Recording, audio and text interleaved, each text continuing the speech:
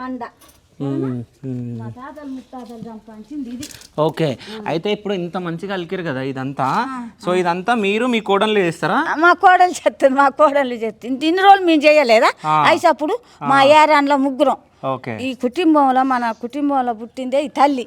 తల్లి పుట్టినప్పుడు ఇన్ని రోజులు మా అత్తలు చేసిళ్ళు. మా అత్తలు లేనప్పుడు మా పెళ్ళిళ్ళు అయినాయా మేము చేసినాం. ముగ్గురు ఏరాన్లో ఇది ఒక్క పొద్దు ఉండాలి, తలతానం చెయ్యాలి. ఇది ఏడగడ్డి తేవాలి ఆ గుట్టకు పోయి. అంటే ఎప్పుడెప్పుడు చేంజ్ చేస్తారు ఇది?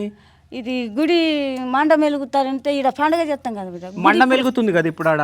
ఆడకి మాకు సంబంధం లేదు. ఓకే, ఈడ మండ మెలిగినప్పుడు ఈడ గుడి ఇప్పుతారు అన్నట్టు. ఓకే, ఇప్పి తల అంటే చిన్న జాతర అయినప్పుడు తానం చేసి పోయి మనిషికి కట్టలు చెప్పులు తొడుక్కోవద్దు. పోయి తల తానం చేసి మంచిగా నీట్గా పోవాలి.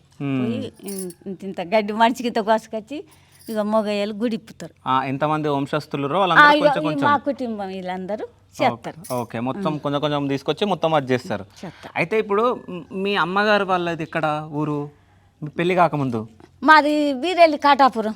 ఓకే, అయితే ఇక్కడికి వీళ్ళ దగ్గరికి పెళ్ళైనాక వచ్చినావు కదా, అప్పటికి నీకు తెలియదు కదా ఇట్లా మీ అంటే కుల దేవత అని చెప్పేసి తెలియదు కదా, వచ్చినప్పుడు కొత్తలో ఎట్లా అనిపించింది? నాకు కొంచెం ఈ మాసం అందరిని అడిగేదాన్ని మా అత్తలు మా మామని అడిగితే చెప్పొద్దు, మీకు ఏం అవసరమా అనేది.